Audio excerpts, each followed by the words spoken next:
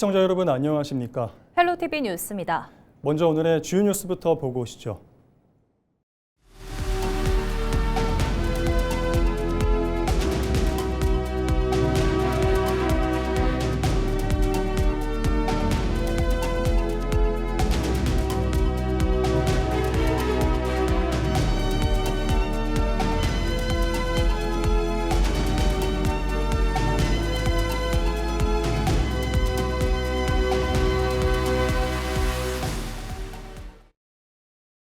(6.3) 지방선거 춘천시장 최종 대진표가 완성됐습니다.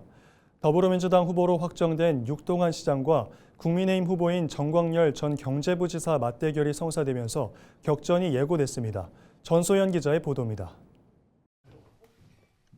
더불어민주당 춘천시장 본선행 티켓은 육동한 예비후보에게 돌아갔습니다. 육동한 예비후보는 4일간 치러진 결선투표에서 이재수 예비후보를 꺾고 최종 후보 자리를 따냈습니다. 재선에 도전하는 육 후보는 지난 4년간 닦아온 시정을 연속성 있게 이어나가겠다고 강조했습니다. 기업혁신파크와 바이오 특화단지 등 굵직한 현안을 완성하겠다고 밝혔습니다. 무엇보다 중요한 것은 신속하고 완벽한 사업들의 진행과 완성입니다. 지난주 국민의힘 경선에서 춘천시장 후보로 선출된 정광열 예비후보는 삼성전자 부사장과 강원도 경제부지사 경력을 부각하며 지역 경제를 활성화할 적임자임을 강조하고 있습니다. 인공지능과 반도체 등 5대 첨단 산업을 축으로 대규모 자본을 춘천에 직접 끌어오겠다는 구상을 밝혔습니다. 춘천의 반도체는 R&D와 시스템 반도체 위주로 가는 게 좋을 것 같다. 그렇게 생각합니다. 그리고 그것을 위해서 노력을 할 생각입니다.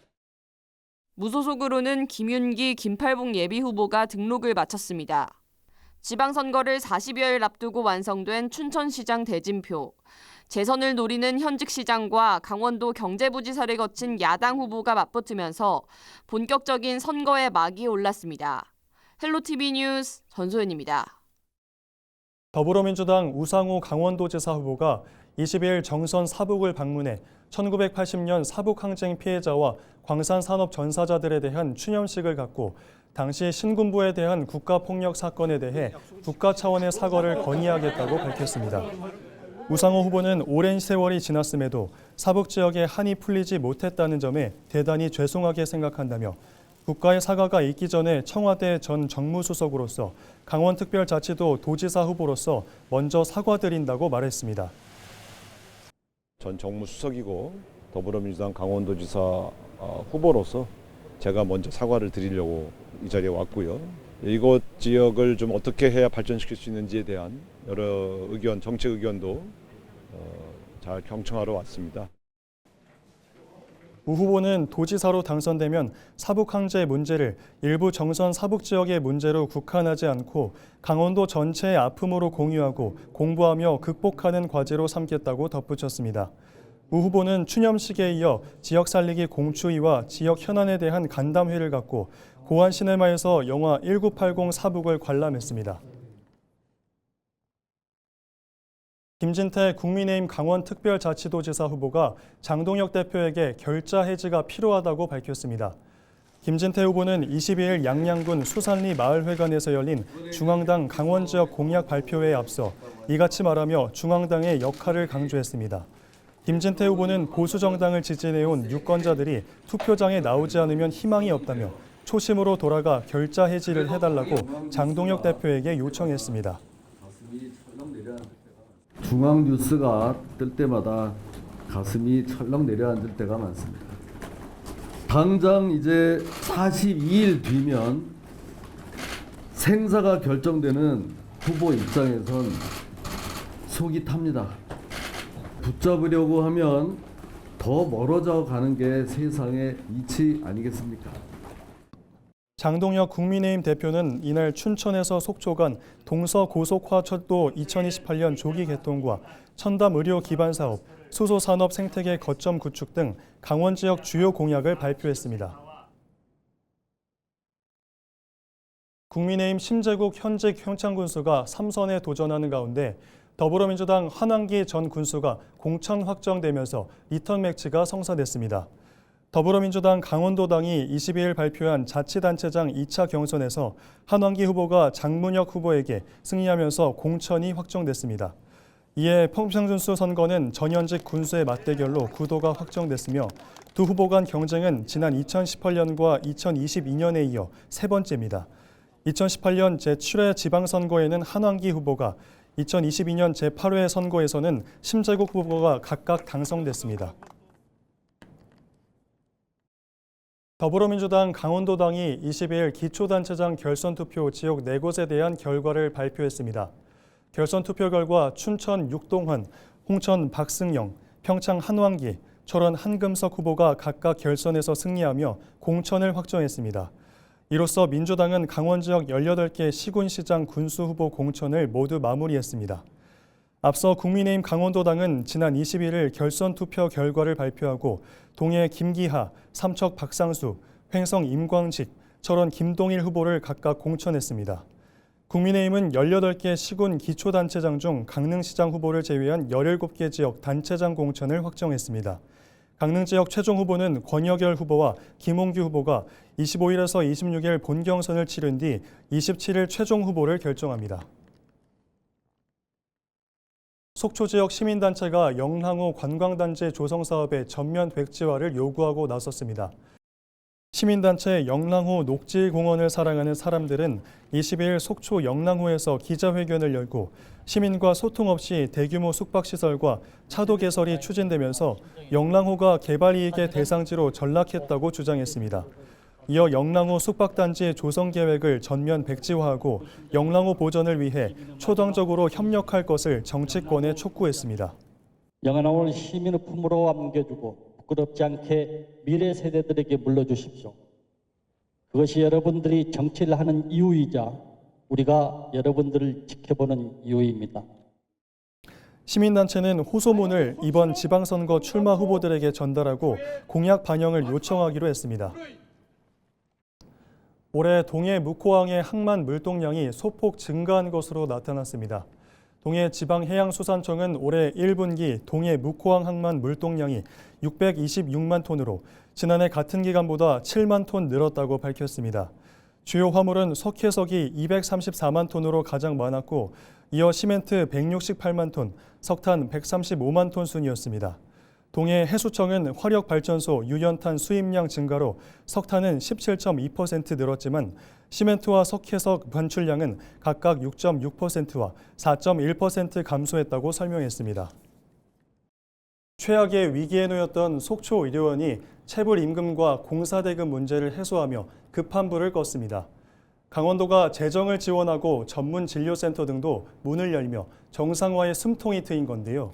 하지만 필수 의료 인력 부족 등 해결해야 할 과제는 여전히 남아 있습니다. 보도에 최성식 기자입니다. 최악의 경영난을 겪던 속초의료원이 시설 확충과 재정 지원을 바탕으로 정상화에 속도를 내고 있습니다. 최근 준공된 전문진료센터 1층에 건강검진센터가 새롭게 문을 열었습니다. 각종 검사실을 갖추고 검진 동선을 고려한 공간 구성으로 이용자의 편의성을 높였습니다. 굉장히 좋다라고 말씀을 하시고 그 체열실하고 영상의학과가 같은 공간에 있어서 편하다고 말씀하세요. 이동 동선이 짧아져서. 이제 저희처럼 원스톱으로 다 되는 병원이 많지는 않아요. 이에 앞서 지상 5층 135대 규모의 주차타워도 본격적인 운영에 들어가면서 고질적인 주차난 해소에 도움이 되고 있습니다. 속초의료원은 전문진료센터를 중심으로 진료 기능을 단계적으로 특화할 계획입니다. 별관 재활병동은 다음 달부터 센터 3층과 4층으로 이전합니다. 특히 영동 북부 지역에서는 처음으로 호스피스 병동도 들어섭니다. 전문진료센터 5층에 마련된 호스피스 병동입니다. 병동 내에는 9개 병상이 들어서며 올 하반기부터 운영될 예정입니다. 무엇보다 급한 불이었던 경영위기는 일단 고비를 넘겼습니다. 최대 20억 원에 달했던 임금 체불은 강원특별자치도의 기금융자 지원으로 모두 해소됐습니다. 또 미지급된 공사대금도 장례식장 임대 보증금 등을 통해 순차적으로 정리되고 있습니다. 여기에 강원도가 추경 예산을 통해 지방의료원 5곳에 출연금 65억 원을 지원하기로 해 재정 운영에도 숨통이 트일 전망입니다. 하지만 과제는 여전히 남아 있습니다. 의정 갈등 여파로 공공의료원 전문의들의 수도권 행위 지속되기 때문입니다.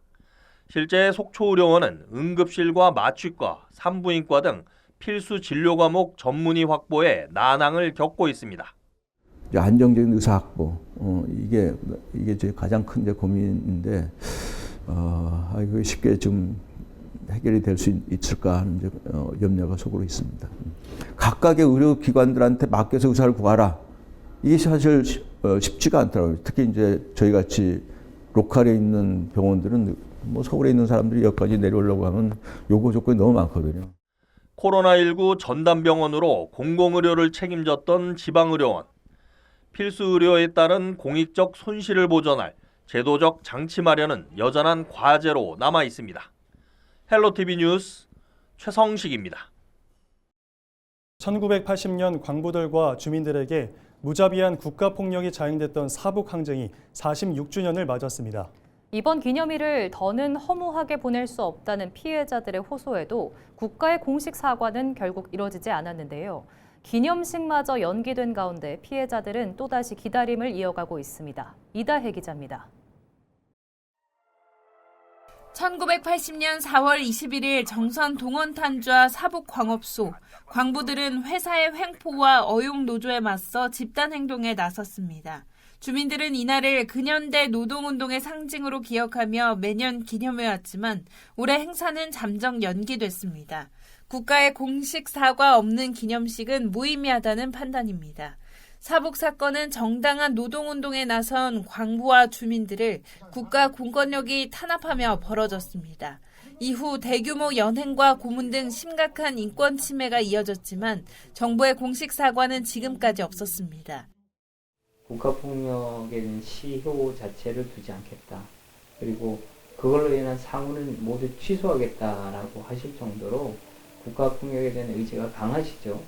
그런데 사북 사건은 기다리는 피해자 입장에서 너무 좀 그런 것이 외면받는 것이 아닌가 하는 그런 마음을 가질 수밖에 없어서 피해자들은 사북항쟁 기념일을 기점으로 국가가 사과 로드맵을 제시할 것을 요구해 왔습니다.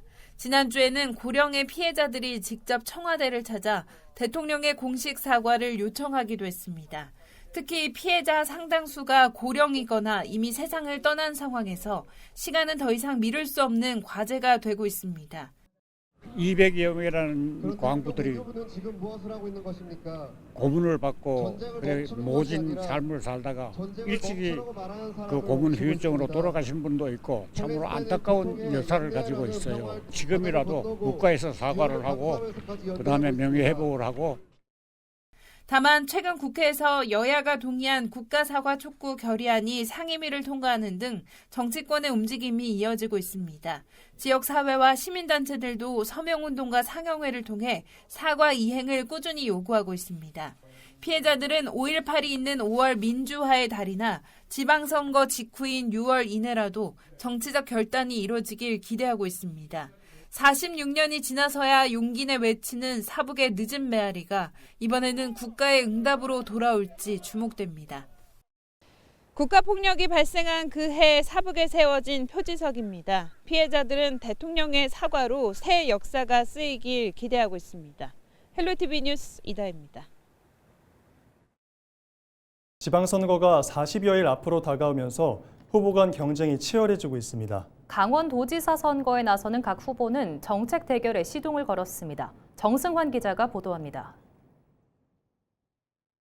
6.3 지방선거를 앞두고 여야 강원지사 후보가 일제히 정책 발굴 작업에 속도를 내고 있습니다. 더불어민주당 우상호 예비후보는 정책 자문기구인 강원특별정책자문단을 공식 출범했습니다. 자문단은 학계 인사와 분야별 현장 전문가 120여 명으로 구성됐습니다. 우 후보는 이르면 이달 말을 전후로 분야별 정책들을 선보일 예정입니다. 강원도를 변화시키려면 설계도가 필요합니다.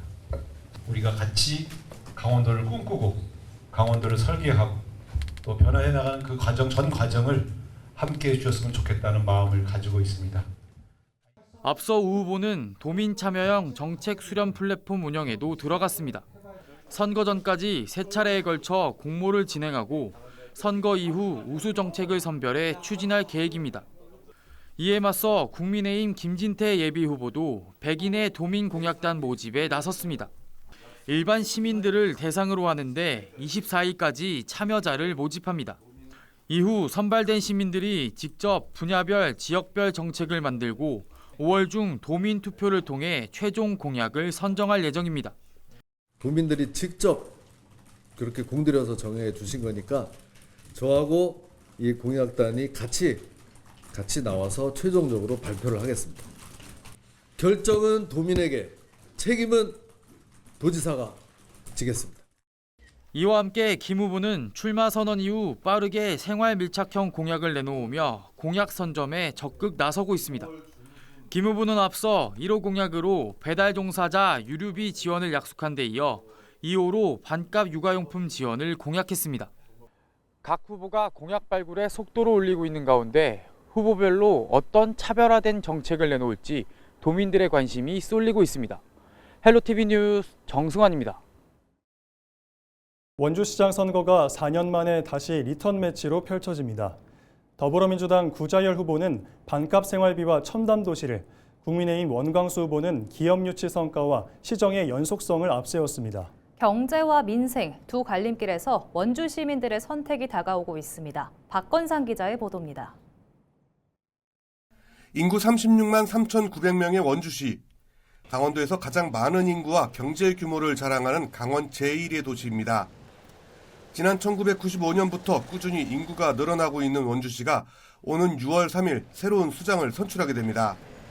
지난 2022년 지방선거에서 맞붙었던 더불어민주당 구자열 후보 그리고 국민의힘 원광수 후보가 4년 만에 또다시 원주시장 자리를 놓고 경쟁을 펼치게 됐습니다.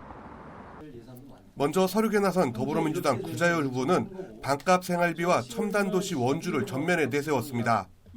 특히 아카데미 극장 철거를 참사로 규정하며 일방적인 행정을 멈추고 시민 수기 과정을 확대하겠다고 강조했습니다. 반값 생활도시 원주로 만들겠습니다. 주거, 교육, 교통 모든 분야의 시민들께서 불편을 느끼시는 그리고 어려움을 겪는 지출을 최소화시켜드리겠다. 두 번째는 첨단 원주로 원주의 일자리를 만들겠다는 말씀드리겠습니다. 수성에 나선 국민의힘 원광수 후보는 민선 8기 성과를 앞세우며 시정 연속성을 강조했습니다. 지난 4년간 38개 기업 유치 2조 3천억 원 규모의 투자 유치를 이뤄냈다며 중단 없는 성장 기조를 이어가겠다는 입장입니다. 민선 8기 최근의 4년 동안 산업단지 확보하고 산업단지 건설하고 기업들 이 산업단지 빈자리 지금 계속 유치하면서 순차적으로 지금 그 직장들이 만들어지고 있는 겁니다. 일자리가 지금 만들어지고 있는 겁니다. 제2공공기관 유치, 군 유유부지 활용, 인공지능 중심 산업 재편까지 원주는 지금 중요한 변곡점에 서 있습니다. 경제냐 민생이냐, 원주 시민들의 선택이 지역의 미래를 좌우할 전망입니다. 헬로티비 뉴스 박건상입니다. 영화 왕과 사는 남자 열풍 속에 제59회 단종문화제가 이번 주말 개막합니다. 조선 제6대 임금 단종의 고운과 충신들의 넋을 기리는 이번 문화제는 오는 26일까지 4일간 세계유산 장릉과 청령포, 동간둔치 등 영월읍 일원에서 열립니다. 올해 단종문화제는 영화 흥행에 따른 전국적 관심에 힘입어 단종의 역사적 의미와 영월의 정체성을 되새기는 행사가 다채롭게 마련됐습니다. 특히 개막일 청룡포 유배 행사와 장항준 감독의 특별 강연이 새롭게 선보이고 이튿날 단종 제례와 단종과 정순황후 혼례 재연, 단종국장 행렬 등이 문화제의 분위기를 고조시킬 전망입니다.